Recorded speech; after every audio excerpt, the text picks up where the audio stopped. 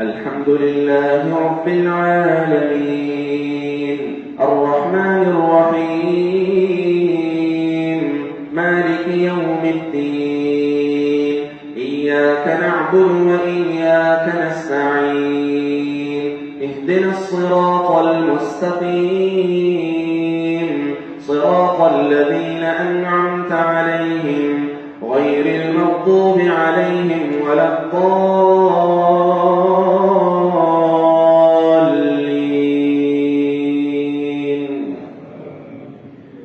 لا يحب الله الجهر بالسوء من القول إلا من ظلم وكان الله سميعا عليما. إن تبدوا خيرا أو تخفوه أو تعفو عن سوء فإن الله كان عفوا قديرا. إن الذين يكفرون بالله ورسله ويريدون أن يفرقوا بين الله ورسله ويقولون نؤمن ببعض ونكفر ببعض ويريدون أن يتخذوا بين ذلك سبيلا أولئك هم الكافرون حقا وأعتدنا للكافرين عذابا مهينا.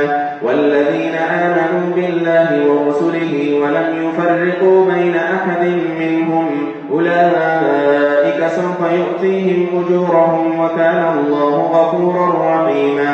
يسألك أهل الكتاب أن تنزل عليهم كتابا من السماء فقد سألوا موسى أكبر من ذلك فقالوا أرنا الله جهرة فأخذتهم الصاعقة بظلمهم ثم اتخذوا العجل من بعد ما جاءتهم البينات فعفونا عن ذلك وآتينا موسى سلطانا مبينا. ورفعنا فوقهم الطور بميثاقهم وقلنا لهم ادخلوا الباب سجدا وقلنا لهم لا تعدوا في السبت وأخذنا منهم ميثاقا غليظا.